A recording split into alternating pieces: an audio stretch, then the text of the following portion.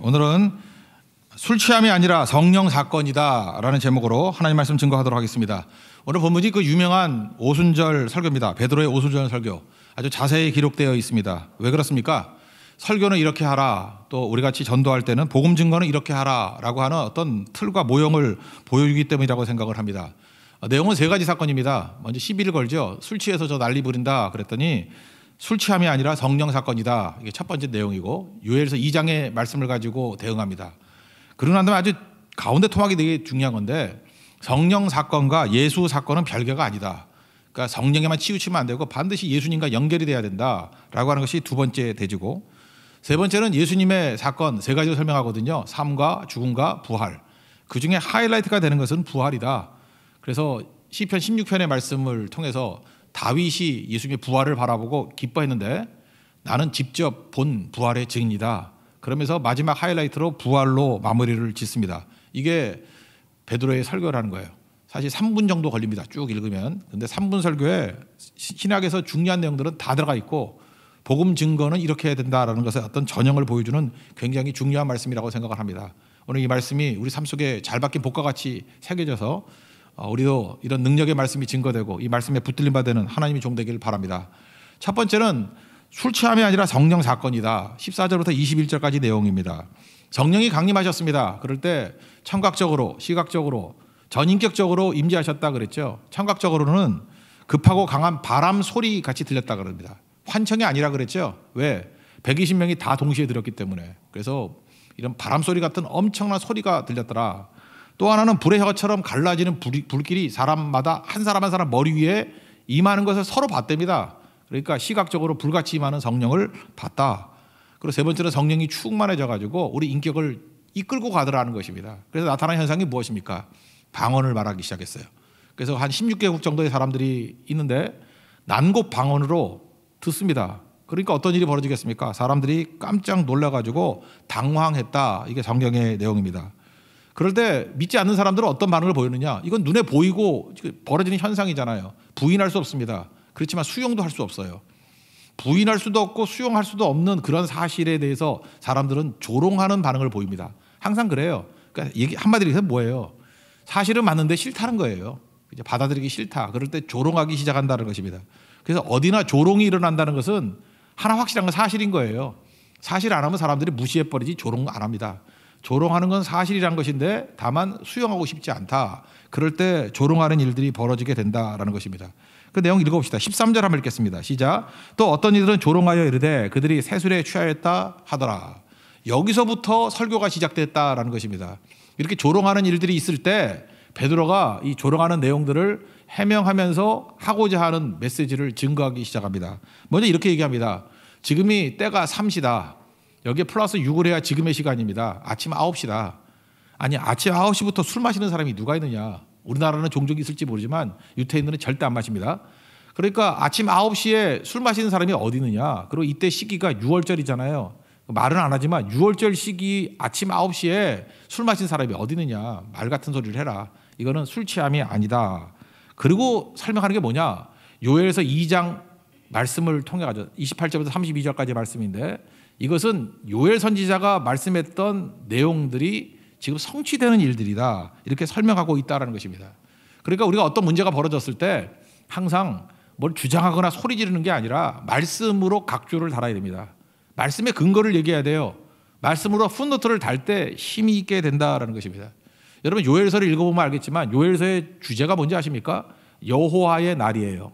또 요약하면 주의 날.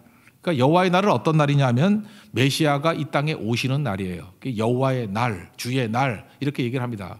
그래서 여호와의 날이 주제인데 여호와의 날이 되면은 하나님께서 성령을 부어주신다. 그게 요엘서 2장 28절 이하에 쭉 나와 있습니다. 그런데 요엘서 2장 28절 이하의 말씀과 오늘 성경에 나오는 사도행전 2장의 말씀과 이렇게 비교해 보면은 조금 이렇게 달리 표현하는 게 하나가 있어요. 하나가 뭐냐 하면은 요엘서 2장 28절에는 그 후에라고 되어 있습니다. 그런데 사도행전 2장 17절에 보면은 말세에 이렇게 되어 있어요. 그러니까 그 후는 어떤 날이에요? 메시아가 오는 날. 근데 그것을 지금 뭐라고 해석을 했어요? 말세다 이렇게 표현을 했습니다. 그러니까 이걸 연결시키면 어떤 일이 되죠? 말세가 언제입니까? 우리가 그런 얘기 많이 들어봤죠. 말세는 예수님의 초림부터 다시 오실 재림 사이의 기간을 말세라 그런다. 그렇게 해석하는 근거가 어디에 있느냐면은 요엘서 2장과 사도행전 2장의 말씀을 비교할 때 그 후에 그리고 말세 이걸 같은 말로 이해했잖아요. 그러니까 예수님의 초림부터 재림까지가 말세다 이렇게 설명하게 된다는 것입니다. 우리 지난주에 특별 새벽 기도 기간 동안에 디모데후서 3장의 말씀을 봤습니다. 그때 말세에 고통하는 때가 이른다 이런 말씀이 있습니다. 말세에 고통하는 때가 이른다. 그러니까 말세의 특징이 뭐예요? 고통하는 때. 근데 오늘 사도행전 2장에서는 말세의 특징이 뭐예요? 성령이 부어지는 때. 이게 무슨 뜻이죠? 말세라는 것은 예수님의 초림과 재림 사이에 이루어지는 시기에 벌어지는 일인데 그때 말세의 특징은 미혹이거든요. 사람을 미혹시키는데 성령 없이 살아가면 사람들은 반드시 미혹당해가지고 고통하는 때가 이른다는 거예요. 고통의 내용이 두 가지라 그랬죠. 하나는 경건의 모양만 추구하는 껍데기만 추구하는 거. 이 시대가 그렇잖아요. 그래서 고통당한다. 또 하나는 자기 사랑만 한다. 자기 사랑에 빠져 있으니까 자기 사랑의 내용이 돈 사랑이 되고 돈 사랑이 쾌락 사랑으로 이어진다. 그러니까 자기만 사랑하면 뭘 될 것 같이 보이지만 결국은 무너져 버리고 아무것도 안 된다는 거예요. 자기 사랑하면 사람들이 우울증에 걸리고 공황장애에 걸리고 멘탈이 다 무너져가지고 요즘에 멘붕 그러잖아요. 사람들이 죽지 못해 사는 인생이 돼버린다. 그래서 이게 고통하는 때라는 거예요. 자기는 잘 산다고 생각하는데 실제로 보면 허황된 인생을 사는 거다. 지금 말세에 고통하는 때의 특징이 무엇입니까? 경건의 모양밖에 없잖아요. 요즘에 SNS에 한번 들어가 보십시오. 전부 다 잘 사는 것 같이 잘 먹는 것 같이 맨날 남 보라고 꾸미고만 다니잖아요. 모양에만 관심이 있죠. 경건의 모양은 있지만 경건의 능력은 부인하는 자들. 그게 다 무너져 있잖아요. 껍데기는 화려한데 속은 다 썩어 있어요. 썩은 호박이 돼 있다고. 그리고 자기 사랑합니다. 나밖에 없다 그래요. 자기 이익을 위해서 다 살아가고 있는데 실제로는 정신이 다 무너져 버려가지고 사는 게 아니에요. 멘붕 오고요. 그다음에 우울증 약 먹지 않으면 살질 못하고 불면증이라 그러고 전부 다 미치기 직전의 상황이 돼버린다는 거예요. 이게 뭐예요? 말세의 특징이에요. 겉모양 추구하고 자기 사랑으로 다 무너진 인생이다. 근데 또 동시에 말세의 특징이 뭐라고요? 성령이 부어지는 시대라고요. 그래 말세는 어떻게 살아야 되겠습니까? 성령이 부어지는 충만함으로 살아가면은 이 고통하는 때를 이길 수 있고 능히 승리할 수 있다라는 거예요. 반대로 성령이 없으면은 이러고 산다는 거예요. 이러고 겉모양 추구하고 자기 사랑하다가 다 무너지는 인생. 그래서 결국은 눈물만 흘리고 괴로워하는 죽지 못해 사는 인생 살 수밖에 없다. 메시지가 뭐예요? 말세는 성령의 기름 부음으로 살아야 된다. 이게 두 말씀을 비교할 때 나오는 메시지가 된다라는 것입니다. 그래서 그 내용을 한번 읽어봅시다. 말세에 또 어떤 현상이 벌어지느냐? 이제 사람들이 변화가 된다는 거예요. 성령의 기름 부음으로. 고통이 아니라 능력 있는 자로 변화가 된다는 것입니다. 그게 17절 18절입니다. 읽겠습니다. 시작. 하나님이 말씀하시기를 말세에 내가 내 영을 모든 육체에 부어주리니 너희의 자녀들은 예언할 것이요 너희의 젊은이들은 환상을 보고 너희의 늙은이들은 꿈을 꾸리라. 그때 내가 내 영을 내 남종과 여종들에게 부어주리니 그들이 예언할 것이요. 여기 요엘서에서는 만민에게라고 되어 있고요. 여기서는 모든 육체에게 부어준다 그랬죠. 같이 번역할 수 있습니다. 둘 다 같은 단어인데 똑같이 번역할 수 있어요. 그래서 요엘서 2장을 보면 만민에게, 난해주에 보면 모든 육체 이렇게 번역이 되어 있습니다. 그러니까 같이 번역할 수 있는 내용이에요. 무슨 얘기입니까? 성령이 특별한 사람에게 임하는 게 아니라는 거예요. 모든 사람에게 누구에게나 다 성령이 임하는 시대가 된다. 언제요? 그 후에 말세에 예수님이 오시고 난 다음에 보내주실 성령이 모든 사람에게 다 임하게 된다. 이걸 말해주고 있다라는 것입니다. 오늘 이 자리에 예배드린 성도들 보면은 대부분 평범하죠. 보통 사람들이죠. 뭐에서 특별하거나 유명하거나 뭐 특별한 능력 있는 사람 같이 보이지 않지 않습니까? 근데 여기 있는 사람들이 만약에 놀라운 어떤 일들이 벌어진다 그러면 이건 우리 안에서 원인을 찾을 수 없죠. 성령께서 하시는 거죠. 성령께서 기름 부어 주시면 이렇게 평범해 보이고 눈에 띄지 않는 사람들을 통해서 역사가 벌어지는 거예요. 역사를 찍고 들어온다는 거예요. 그냥 그게 오늘 성경의 증거라는 것입니다. 성령 붙들면 말세는 익사이팅하고 놀랍고 영광스럽고 상상도 못했던 일들이 벌어지는 그런 시대가 된다 그런 얘기예요. 구체적으로는 뭐냐? 세 가지 얘기를 하는데 자녀들은 예언할 것이고 늙은이들은 꿈을 꾸고 젊은이들은 환상을 본다. 이 세 가지를 얘기를 하고 있습니다. 지금 제가 얘기한 거는 요엘서 순서예요. 첫 번째 보세요. 자녀들. 우리 자녀들 있지 않습니까? 자녀들 뭐 일부 예배 때 같은 데 보니까 뭐 아이들 뛰어도 다니고 가족끼리 다 같이 모여서 예배 드리는 집들이 있더라고요. 자녀들이 예언을 한대요. 원래 예언은 누가 하는 겁니까? 선지자들이 하는 거 아니에요. 선지자들이 하나님 말씀을 미리 장래일을 말씀하는데 우리 자녀들이 우리가 철없다 그러는 자녀들이 예언하기 시작했다는 거예요. 이유가 무엇입니까? 눈이 열리니까. 눈이 열리니까 성령께서 오시면 하는 일이 뭐예요? 성령의 조명 사역이 있거든요. 이렇게 일루미네이션 그래서 이렇게 빛을 비춰주는 거예요. 그러니까 아이들은 순진하니까 어떤 일이 벌어집니까? 보는 걸 얘기하는 거예요. 근데 성령께서 자녀들에게 눈을 열어주는 거예요. 막 보여주는 거예요. 그러니까 눈 보이는데 그걸 말하지 않을 수 없잖아요. 그러니까 본 거를 얘기하기 시작하는 거예요. 그게 예언입니다. 예언. 하나님께서 놀라운 일들을 보여주신다는 거예요. 우리 490장 찬송 2절 했죠. 마음 아프고 낙심될 때, 막 쓰러져 있을 때, 그때 우리 영광의 주님을 바라보니까 어떤 일이 벌어져요? 내 앞길 환하게 보이도다. 보는 거거든요. 미래가 훤히 보이는 거예요, 자녀들에게. 그래서 방황하지 않습니다. 보이는 길을 가는 거예요. 우리는 어딜 가느냐? 우리는 굴광성이에요. 굴광성. 빛이 있는 곳을 향해서 나아가는 거예요. 보여줄 곳을 향해서 나아가는 거라고. 확실한 길로 나가죠. 그러니까 마음속에 불안이 없습니다. 두려움이 없습니다. 그래서 소망 가운데 나아가는 거예요. 표대를 향해 나아가는 거라고. 소망이 뭐라 그랬습니까? 미래가 현실에 와가지고 현실을 붙들고 미래를 향해서 끌고 가는 거라 그랬죠. 그러니까 약속이 뭐예요? 미래가 뭐예요? 현실을 끌고 가는 힘이라고요. 자녀들이 예언할 것이다. 그런 얘기입니다. 여러분 자녀들 제대로 키우기 위한 방법 뭐 사교육 갖고 되는 거 아닙니다. 여러분의 잔소리 갖고 되는 거 아닙니다. 성령입니다. 성령. 성령께서 그의 인생 가운데 빛을 비추어 주시면 그들이 장래 일들을 보고 예언할 것입니다. 미래를 향해서 달려가는 인생이 될 것입니다. 표대를 향해서 달려가는 인생이 될 것입니다. 그래서 최고의 자녀 교육이 뭐예요? 성령 충만이에요. 성령이 임하면 자녀들이 예언하게 될 것이다. 그 다음에 요엘서 순서입니다. 그 다음에 늙은이가 나와요. 늙은이 나오는데 늙은이들이 하는 일이 뭐죠? 늙은이들이 놀라운 꿈들을 꾸게 된다는 거예요. 여러분 늙은이의 특징이 무엇입니까? 나이가 늙었다. 은퇴하는 거죠. 은퇴할 때 무력감에 빠지게 되고 지금 제가 아는 친구가 있습니다. 그 은퇴했다 그러는데 그 와이프한테 제가 들은 얘기예요. 은퇴한 첫날 엄청 울더래요. 영화가 생각났습니다. 쇼생크 탈출 보면은 감옥에 들어갔을 때 첫째 날 운다 그러죠. 그 첫째 날 웁니다. 그 간수였던 사람이 뭐 부정을 행해가지고 간수였던 사람이 또 감옥에 들어와요. 그 친구도 예외 없이 웁니다. 저는 그 와이프한테 제 친구가 은퇴하고 난 다음에 울었다는 얘기를 듣고 그 감옥 생각이 났어요. 은퇴가 감옥같이 돼버린 거예요. 그죠? 감옥의 첫날 밤과 똑같이 은퇴한 첫날 밤에 울더라는 거예요. 그러니까 사실은 늙음이라는 것이 그렇게 밝은 얘기가 아닙니다. 우리 인생이 감옥에 들어간 것 같은 그런 절망감에 빠지는 그런 때라는 거예요.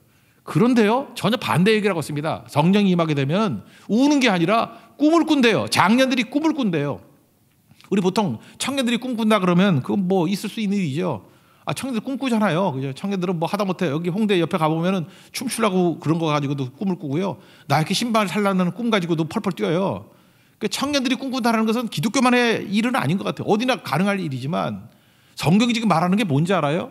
나이 든 장년들도 꿈꾼다는 거예요. 꿈꾼다. 이거 놀라운 일 아니냐? 저는 우리 교회 성령이 임하게 되면 나타나는 현상이 장년들이 막 꿈꾸기 시작할 겁니다. 펄펄 뛰기 시작할 거예요. 그럼 이건 누가 한 일이에요? 사람이 한 일이 아니라고. 이건 성령께서 하신 일이라는 것입니다. 40대가 뛰기 시작하고 50대가 막 날기 시작하고 60대는 뭐 로켓같이 날아다니는 그런 인생이 된다라는 것입니다. 그래서 장년들이 막 일어나는 거예요. 장년들이 꿈을 꾸는 거예요. 그런 일들이 벌어지게 된다라는 것입니다. 아브라함 보십시오. 언제 움직였어요? 75세. 그 75세 움직이기 시작하잖아요. 75세. 그러니까 얼마나 열심히 뜁니까? 그죠?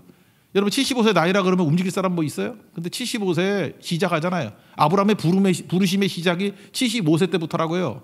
여기 75세 되신 분들 뭐 보니까 하나도 없는 것 같이 보이는데 이때부터 시작하는 거예요. 이때부터. 이게 끝이 아니라는 것입니다. 모세를 한번 보십시오. 모세에게 성령이 임하게 되니까 80세에 부르심을 입었습니다. 그리고 40년 동안 능력 있게 사용받다가 120세에 눈이 흐려지지 않았대요. 여러분 우리는 보통 약해져서 병들어서 죽는다 그러는데 모세는 120세까지 눈도 안경도 안 끼고요. 없었겠지만 그때. 눈이 흐려지지 않으면서 건강 유지하다가 그냥 갑자기 갔다라는 거예요. 여러분도 그렇게 가시길 바랍니다. 그죠? 눈이 흐려지지 않고 건강하다가 120세에 확 가버리는 거예요.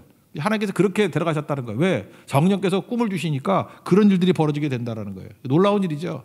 갈렙이 더하죠. 갈렙은 85세의 나이입니다. 뭐 그때나 지금이나 뭐 다르지 않아요. 85세의 나이에 저희 어머니 오늘 아침에 차 타고 오는데 물어봤어요. 연세가 어떻게 되십니까? 86세래요. 그러니까 딱 이 갈렙 나이예요. 갈렙 나이. 한국 나이 아니고 여기 만일 거 아니에요. 그죠? 딱 갈렙 나이라고. 갈렙에 어떤 일이 벌어집니까? 모든 청년들이 두려워 떨고 있는 헤브론성. 그죠? 철옹성이죠. 아무도 도전 못 합니다. 거기는 뭐 장수들, 그죠? 안악자성 같은 사람들이 있고 철옹성이에요. 철옹성. 그때 뭐라고 얘기해요? 여호수아 14장 12절에 보니까 이 산지를 내게 주소서. 이 산지를 내게 주소서. 85세가. 그리고 뭐라고 얘기합니까? 현실을 모르는 게 아니에요. 다 알고 있습니다. 저 성에는 안악 사람들이 살고 있고 그리고 거인족들이 살고 있고 이 성읍들은 크고 견고합니다. 무시하는 게 아니에요. 현실은 엄청나게 강한 대적들이 막고 있습니다. 그렇지만 하나님께서 나와 함께 하신다면, 주와 함께라면이죠. 여호와께서 말씀하신 대로 그들을 쫓아낼 겁니다. 말씀대로 이루어질 것입니다. 그리고 헤브론 무너뜨려 버리잖아요. 철옹성 무너뜨려 버리잖아요. 이게 언제요? 85세. 저는 우리 교회가 성령 임하게 되면 다 85세에 이런 일이 벌어지고 80세에 부르심을 입고 75세에 시작할 수 있는 일들이 막 벌어지게 될 거라고 확신합니다. 여러분 그런 인생 되시길 바랍니다. 대충 보니까 40살밖에 안 됐는데 40살이 뭐 깐나락이지. 이제부터 뛰기 시작하면 되는 거예요. 그죠? 그게 성령의 역사라는 것입니다. 사도 바울이 순교한 나이를 보면 62세쯤 돼요. 근데 사도 바울의 62년의 인생 가운데 실제로 하나님 앞에 쓰임받았던 시간은요 길지 않습니다. 10년이에요. 10년. 10년 딱 일하면 바울과 같은 일을 할 수 있어요. 많은 신학자들이 그런 얘기합니다. 예수님의 12제자보다 마태까지 포함한 거예요. 예수님의 12제자보다 오히려 바울 한 사람이 사역했던 게 더 영향이 있고 더 넓은 사역을 했다고 그렇게 설명하는 사람들이 많아요. 그래서 바울의 위대성을 얘기를 합니다. 그럼 우리 생각하죠. 12명보다 더 많은 일을 하고 엄청난 일을 했으니까 그냥 뭐 몇십 년을 일했겠지. 아닙니다. 10년 일했어요. 10년. 오늘이 2022년입니다. 이제 10년 지나면 2032년이죠. 여기 대충 보니까 2032년까지 다 살 것 같은데 지금부터 10년 동안만 충성스럽게 일을 하면요. 성령의 기름받아 일하면 바울보다 못하지 않은 능가하는 인생을 살 수 있습니다. 믿습니까? 성령 임하면 그런 일이 벌어지게 된다는 거예요. 그러니까 늙었다 뭐 지금 끝났다 그런 소리 하면 절대로 안 된다는 것입니다. 성령께서 함께하면 늙은이들이 꿈을 꾼대요. 장년들이 꿈을 꾼대요. 이건 뭐 역사상에서 그런 인물들 되게 많이 나왔다고요. 치킨 좋아하십니까? 닭고기 좋아해요? KFC. 제가 알기로는 그거 만든 할아버지 68세에 창업했어요. 68세. 여기 68세 아직 안 되신 분들이 있죠? 이제 병아리 키워가지고 닭 팔 생각하십시오. 68세부터 시작했어요. 이 KFC. 그죠? 커널 샌더스라고 68세 창업했다고요. 제가 좋아하는 게 권투인데 권투 선수 가운데 조지 포먼이라고 있어요. 조지 포먼. 이 사람은요 45세에 세계 챔피언 됐어요. 물론 젊었을 때 됐지만 무하마드 알리 물리치면서 45세에 챔피언 됐다고. 여기 지금 대충 앉아 있는 사람들 보니까 뭐 형제 45세 안 됐죠? 지금 권투 시작해도 돼요. 챔피언 된다고. 45세 세계 챔피언이 될 정도의 사람이 됐다는 것입니다. 음악 좋아하는 사람 바이올린 최고로 좋은 걸 어디 거라 그래요? 스트라디바리우스라 그러잖아요. 스트라디바리우스. 이분은 94세까지 살았는데 이분 작품 가운데 지금 남아있는 것 중에 가장 비싼 거는요 85세 이후에 만든 거예요. 그 이전에 만든 것도 좋은 거지만 85세 이후에 만들었던 그 10년 여간의 그 바이올린이 최고래요. 그래서 전반기 후반기 이렇게 나는데요. 후반기 스트라디바리우스가 몇 배가 더 비싸대요. 85세도 시작이라고요. 85세 없잖아요. 깐나라기들한테 말씀드리니까 참 민망하네요. 이제 시작이라 이제 시작. 성령이 임하게 되면요 늙은이들이 꿈을 꾸게 된다라는 것입니다. 우리 뭐 면도 남자들 하고 오셨죠? 질레트라고. 질레트 면도기 있죠? 이거 창업 48살에 했어요. 48살에 질레트. 저 질레트 살 때마다 일부러 하나 사봐요. 그 48세에 창업했구나. 그죠? 나는 48세에 면도 안 해. 48세 때 면도 해봤거든. 이 나이에 창업했는데 나는 모자 이거 남의 거 사가지고 면도하고 있는데 아마 그 친구 이름이 그 킹 질레트일 거예요. 그죠? 48세에 시작을 했다고. 요즘에 백신 때문에 뭐 난리 치잖아요. 백신 처음으로 개발했던 사람이 파스테르거든요. 파스테르 60세 백신이라는 개념을 들여왔어요. 그러니까 단 거예요. 성령께서 그들에게 꿈을 주시니까 한 시대에 뭐 의학 분야든 아니면 뭐 산업 분야든 뭐 예술 분야든 어느 분야든 간에 꿈이 중요한 거라고. 꿈이. 성령의 기름 부음이 있으면 나이는 숫자에 불과하다고. 이건 성령 받은 사람이 하는 얘기예요. 세상 사람들이 나이가 왜 숫자에 불과해? 나이는 나이지. 성령 받은 사람만 이 얘기할 수 있어요. 나이는 숫자에 불과해요. 나이 때문에 웅크러들지 마십시오. 성령께서 함께 하시면 꿈꾸는 자가 될 것입니다. 우리 교회 모든 성도들이 장년들이 성령에 의해서 꿈꾸는 일들이 벌어지기를 축원합니다. 그 다음에 나오는 게 젊은이들이 환상을 본다 그러잖아요. 우리 지금 현실을 보면은 반대잖아요. 3포 세대. 그래서 연애도 포기, 결혼도 포기, 출산도 포기, 뭐 그다음 M4 세대라 해서 뭐 자꾸만 늘어나대. 왜 이런 일이 벌어집니까? 성령 받지 못했기 때문에 그래요. 이거 복지로 해결되는 거 아니에요. 뭐 복지 정책 취하고 뭐 보조금 준다고 해결되는 문제가 아니고 젊이들 가운데 성령이 임하게 되면 꿈이 임하면요 그때부터 놀라운 능력이 나타나기 시작한다는 것입니다. 결국은 뭐예요? 성령의 역사가 꼭 필요하다라는 것입니다. 미국에 우리 한국전쟁 끝나고 난 다음부터 굉장히 큰 부흥이 일어났습니다. 1950년대 말부터 60년대 초까지 미국에 진짜 부흥운동이 벌어졌어요. 그때 나타나는 현상이 뭔지 아십니까? 존 F 케네디 대통령이 있을 당시인데 평화봉사단이라는 것이 만들어졌습니다. 그래서 미국에 있는 젊은이들이 뜨거워지니까 세계를 품기 시작한 거예요. 한 해에 한 10,000명씩 막 외국에 나가는 거예요. 나가가지고 사실은 평화봉사단 이름만 봉사단이지 내용은 선교단이었어요. 가는 곳마다 그저 그들이 각 나라의 현장에 들어가서 이 20대 젊은이들이 무슨 경험이 있겠어요? 뭘 아는 게 있겠어요? 들어가가지고 거기 현장에서 본 거예요. 환상을 본 거예요. 이 나라에 이게 필요하다, 저게 필요하다. 그래서 그들이 작업을 펼치기 시작하고 일하기 시작한 것 때문에 전 세계적으로 뒤집어졌어요. 그 얼마 안 되는 청년들인데 총 합쳐봐야 17만에서 20만 명이 갔어요. 역대 1년에 10,000명씩. 근데 그 10,000명의 젊은이들이요 세상을 뒤집어 놨어요. 그 나라에 소망이 돼버렸다고. 왜 이런 일이 벌어집니까? 젊은이들이 환상을 보기 때문에 그렇다는 거예요.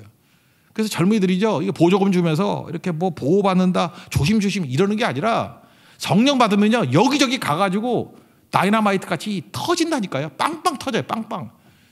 젊은이들은 성령 받아야 터져요. 아니면 불발탄이에요. 오발탄이에요. 그죠? 이 오발탄 같은 인생들, 불발탄 같은 인생들이 성령 받으면요 여기저기서 빵빵빵 터지는 소리가 막 들리기 시작한다고요. 이게 성령이 역사할 때 나타나는 현상이라는 것입니다. 이거 꼭 붙들어야 됩니다. 여러분 16세기 어떤 풍자 시인이 그런 얘기를 했어요. 결국은 세상은 우리한테 못하게 만든다는 거예요. 있는 그대로 읽어드릴게요.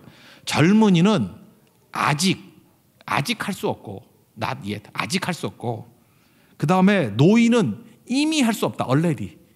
무슨 얘기인지 알아요? 젊은 사람은 난 젊었기 때문에 아직 못해, 그래서 안 한다는 거예요. 꼭 이래. 세상이 뭘 하려고 그러면 아유 전 젊어서 못해요, 아유 전 나이가 어려서 못해요, 아니 28, 9이 뭘 어려요. 예전 같으면 진짜 엄마 아버지 뭐 할머니 할아버지 될 나이인데, 그죠? 할아버지까지 안 되겠지만 어쨌든 뭐 다 성장한 나이 아니에요, 그죠? 근데 아직 못한대요. 그리고 좀 나이가 좀 들면요 노인의식이 있어가지고 이미 끝났대, 나는 이미 못한대, 조롱하는 거죠. 결국 안 될 때는 어때요? 젊은이는 젊어서 못한다 그러고 늙은이는 늙어서 못한다 그런다고요. 근데 성령이 임하게 되면요 반대가 벌어진다니까요. 젊은이는 젊기 때문에 하는 거죠. 젊은이들은 환상을 보고 환상을 봤는데 못할 게 뭐가 있어. 늙은이들은 어떤 일을 보죠? 꿈이 있는데 못할 게 뭐가 있어요. 그래서 아직 못하고 이미 못한 거 아니라 언제나 할 수 있는 거, 언제나. 여러분 언제나 할 수 있는 성령의 능력의 종들 되기를 축원합니다. 모든 한계를 깨버리고 쓰임받는 하나님의 종 되기를 원합니다. 지금 베드로가 설명한 게 이거예요. 우리가 지금 술 취한 게 아니고 성령의 임재라는 약속이 이루어진 거야. 요엘서 2장의 말씀이 성취된 거야. 이렇게 설명하고 있다는 것입니다. 그러면서 얘기를 하는 게 뭐냐? 야 봐라, 자녀들을 봐라, 늙은이들을 봐라, 젊은이들을 봐라. 이런 일들이 벌어지고 있는 거 아니냐. 지금 니네 보고 있는 것들이 바로 이거야 라고 설명하고 있다는 것입니다. 이게 첫 번째 대지예요. 두 번째 내용은 뭐냐 하면, 이게 제가 볼 때 이건 더 중요한 거예요. 왜냐하면 지금 많은 이단들 또는 뭐 기도원파들 뭐 이래가지고 그런 사람의 특징이 뭐예요? 그 성령파라 그러죠. 하여튼간에 기승전 성령이에요. 성령. 그냥 성령으로 시작해서 성령 노래도 맨날 성령만 부르고 성경도 맨날 사도행전만 보고 그냥 오로지 성령이에요. 그죠? 애 이름도 성령이라고 짓고 그냥 성령. 근데 두 번째 대지 내용이 뭐냐면 성령 사건은 독자적으로 존재하는 게 아니고 예수 사건과 연결되는 것이다. 그러니까 성령 사건과 예수 사건은 별개가 아니라는 거예요. 성령 사건은 반드시 예수 사건과 연결이 돼야 된다. 그게 22절부터 24절까지 말씀인데 예수님을 증거하고 있는 거예요. 성령께서는 독자적으로 증거하는 게 아니라 예수님의 사역 세 가지를 얘기하고 있거든요. 공생의 3년 동안의 사역, 삶이고, 두 번째는 죽음, 십자가 죽음, 세 번째 부활을 얘기해요. 예수님의 삶을 세 절로 정말 잘 요약을 해놨어요. 공생애의 삶과 십자가와 부활이다, 예수님은. 그러니까 성령 사건은 예수 사건과 별개가 아니라 예수 사건과 반드시 연결돼야 되는 것이다, 이걸 얘기하고 있어요. 그러니까 성령님께서는 예수님을 증거하는 영이라는 거예요. 요한복음 16장에 보면은 성령, 보혜사 성령에 관해서 많이 나와 있죠. 요한복음 16장 13절을 보면 진리의 성령이 오시면 하시는 일이 뭐냐? 진리 가운데로 우리를 인도한대요. 근데 성령이 어떻게 인도를 하느냐? 내용이 이거예요. 스스로 말하지 않고, 옛날 성경에는 자의적으로 말하지 않고 이렇게 됐어요. 스스로 말하지 않고. 성령은 성령을 증거하는 게 아니라는 거예요. 성령은 스스로 말하지 않고 들은 것을 말하며. 누구에게 들은 거예요? 예수님께 들은 말씀. 그러니까 예수님 말씀을 증거한다는 거예요. 그리고 장래일을 말하리라. 이게 성령이 하시는 일이에요. 그래서 성령이 오시면 성령은 성령을 증거하는 게 아니에요. 그래서 잠깐 성령 그럴 때 그 문제가 있어요. 성령이 임함이 예수인 거예요. 성령이 오시면 성령을 증거하는 게 아니라니까요. 성령 충만하면 예수를 증거한다니까요. 고린도전서 12장 3절 보니까 성령으로 아니하고는 누구든지 예수를 주시라 할 수 없느니라. 여기 나오잖아요. 성령께서 예수를 주시라고 증거하는 일을 한다고요. 이게 성경의 메시지라는 거예요. 그래서 네가 요에서 2장에 나오는 성령 사건을 봤니? 그 성령 사건은 예수 사건과 연결돼야 되는 거야. 성령님은 예수를 증거하는 영이야. 오직 예수밖에 없어. 그 얘기를 하는 거죠. 공생의 3년 동안에 뭐 큰 권능, 기사, 표적 이런 것들을 설명하고, 그 다음에 십자가의 내용은 뭡니까? 대속과 구원이죠. 우리 대신 맞아주시고 구원해 주시고, 그 다음 마지막에 부활하셨다. 사망 권세 폐하시고 예수님 부활하셨다. 그 예수님이 성령사역과 연결돼야 된다. 제가 볼 때 굉장히 중요한 어떤 흐름을 말하고 있습니다. 그 두 번째 메시지를 한번 읽어봅시다. 22절부터 24절까지 내용을 읽겠습니다. 시작. 이스라엘 사람들아, 이 말을 들으라. 너희도 아는 바와 같이 하나님께서 나사렛 예수로 큰 권능과 기사와 표적을 너희 가운데서 베푸사 너희 앞에서 그를 증언하셨느니라. 그가 하나님께서 정하신 뜻과 미리 하신 대로 내준 바 되었거늘 너희가 법 없는 자들의 손을 빌려 못 박아 죽었으나 하나님께서 그를 사망의 고통에서 풀어 살리셨으니 이는 그가 사망에 매어 있을 수 없었음이라. 결국 예수님을 증거하는 게 성령이다, 이 얘기를 합니다. 그래서 성령께서 예수님이 어떤 것을 증명하느냐, 마지막 보니까 주와 그리스도예요. 모든 고백은 그겁니다. 예수님은 하나님이시고 예수님은 그리스도, 구원자 되신다.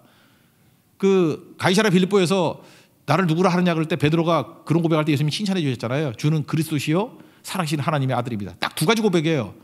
예수님은 하나님이시고 구원자 되신 그리스도십니다. 그리스도시요 살아계신 하나님의 아들입니다. 두 가지 고백이에요. 36절 보면 또 그 고백이 나온다라는 것을 증명합니다. 36절 마지막에 읽겠습니다. 시작. 그런즉 이스라엘 온 집은 확실히 알지니 너희가 십자가에 못 박은 이 예수를 하나님이 주와 그리스도가 되게 하셨느니라 하니라.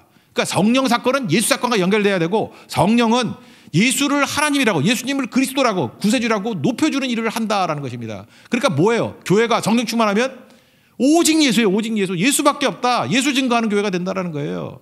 예수 그리스도의 영광을 추구하는 교회가 된다는 것입니다. 그러면 교회는 살아있게 되고요, 부흥하게 되고 많은 영혼들을 건지는 교회가 될 수 있다는 것입니다. 그게 중요한 거죠. 성령 충만하면 예수 증거하게 돼 있다는 거예요. 제가 어렸을 때 제가 좋아했던 게 비틀즈거든요. 비틀즈 가운데 존 레넌 참 좋아했어요. 근데 존 레넌을 보면서 느낀 게 뭐냐면, 존 레넌이 무슨 말을 했는지 알아요? 비틀즈는 예수보다 유명하다, 그런 얘기 했어요. 제가 하는 존 레넌은요 천재예요. 이 사람은 천재라고. 근데 예수 모르는 천재예요. 성령 모르는 천재예요. 그러니까 천재가 성령 모르고 천재성을 가지면은 어떤 일이 벌어지냐? 발버둥 치고요, 절규하고 신음하고, 거의 천재니까. 여러분들 왜 평안하게 사는지 알아요? 둔재기 때문에 그래요. 진짜 천재가 되면 이것저것 생각하니까 답이 없는 거예요. 그러니까 전에는 천재예요. 그러니까 허무 속에서 발버둥 치는 거예요. 자기는 알거든. 여러분 모르니까 잠자는 거지만 이 사람은 아니까 잠이 안 오는 거예요. 그 같이 살았던 여자가 그 일본 여자 아니에요? 오노 요코라고. 그 보면 거의 미친이지 아니에요. 뭐 그 앨범 중에 하나는요, 뭐 둘이 옷 다 벗고 그 뭐죠, 그 호텔방에서 쭈그리고 앉아가지고 있는 거. 그 앨범에 진짜 기가 막힌 음악들 되게 많이 나오거든. 그러니까 내용이 다 뭐냐? 인간의 허무예요. 저는 가끔마다 세상의 허무, 세상의 발버둥, 세상의 신음 소리를 들으려고 그럴 땐 전 존 레논 노래 들어요. 여러분 이매진 같은 것도 그런 거지. 맨날 그 김연아 피겨 스케이트 할 때 했던 거. 그거 들을 때 여러분 기분 좋아요? 그 기분 이상하지 않아요? 이제 그 상황에서 필요한 게 뭐냐면 성령이에요. 복음 증거하면 저 영혼들이 살아날 건데, 그죠? 저들이 일어날 건데, 뭐 겉으로는 반전 메시지라 그러지만 반전이 아니고요. 결국 허무예요, 허무. 결국 뭔 짓 해도 안 된다, 그런 얘기죠. 내가 반전 메시지 한다고 뭐 반전이 될 것도 아니고, 전쟁은 계속 벌어날 거고, 그럼 어찌 하나하는 될 대로 되라, 그런 거라고. 될 대로 되라, 그런 모습이잖아요. 그 음악을 들으면서 느낀 게 뭔지 알아요? 하나님이 필요하다. 하나님이. 여러분 예수 없는 인생은요, 천재면 천재일수록 이렇게 비참한 인생을 살아갑니다. 절망 속에 살아가요. 교회로 들어옵시다. 교회가 언제 약화되는지 아십니까? 목사가 유명해질 때, 예수님보다 목사가 더 유명해질 때요. 그래서 목사에게 모두 스포트라이트가 다 가면 교회는 망합니다. 교회가요 프로그램에 너무 유명해진 거예요. 그래서 프로그램에만 스포트라이트가 가고 예수님이 사라지면 그 교회는 무너지는 거예요. 아무것도 아니라고요. 프로그램도 아니고 목사도 아니고 사람이 아니에요. 여러분 오늘 예배 오셨죠? 예수님만 만나고 가셔야 돼요. 예수님만 보여야 되고, 세상과 나는 간것도 없고 구속한 주만 보이도다. 그럴 때 교회에 영광이 있고 능력이 있고 회복이 있고 승리가 있다는 것입니다. 그거예요, 그거. 제가 아는 어떤 젊은 목사님 계시는데, 이분 설교도 잘하고 제가 볼 때 굉장히 유망한 목사님이세요. 정말 하나님께 잘 쓰임받는 목사님인데, 제가 우연찮게 그분의 글을 읽은 적이 있어요. 읽었는데 그분이 그러다. 자기가 과거에 어떤 큰 교회에서 새신자반을 운영했답니다. 새신자들 전도하는 거. 근데 이분이 설교를 잘하니까 인기가 좋았대요. 그래서 끝나고 나갈 때마다 성도들이, 젊은이들이 목사님 설교 너무 재밌어요, 목사님 설교 너무 좋아요, 막 그랬다는 거예요. 그러니까 자기는 되게 사역 잘하는 줄 알고 자기 능력의 종으로 알고 있었다는 거예요. 근데 어느 날 자기 그 예배 드리는 파티에 있던 사람 중에 한 사람이 자살을 했대요. 그랬더니 너무 충격을 받은 거죠. 아니 이거 예수 잘 믿다가 왜 자살을 했지? 근데 그 친구라는 애가 와가지고 설명을 해주더라는 거예요. 목사님, 그 친구가 목사님 너무 재밌고 너무 설교 잘한다 그래서 나를 전도해서 내가 지금 교회 다니게 됐다고. 근데 그 친구가 자살했다고. 그래서 목사님 너무너무 좋아하고 목사님 설교 너무 좋다 그러던데 모순 아니에요, 모순? 이분이 충격에 빠진 거예요. 내가 이제까지 문화적인 설교했고 특별히 그 교회에서 강조하는 게 뭐 상한 감정의 치유 뭐 이런 거예요. 감정 치유, 무슨 뭐 상담 뭐 이런 거예요. 계속 문화적인 접근. 그죠? 뭐 우리는 맨날 음악 틀리지만 거기 틀리지도 않아요. 음악도 기가 막히게 하고 진짜 고상하게 하는 데예요. 그죠? 그랬는데 그 메시지를 맨날 들었는데 살 의욕이 안 생기고 죽은 거 아니에요. 내가 지금 뭐 하고 있나 그런 생각이 들더라는 거예요. 이분 요즘 바뀌었어요.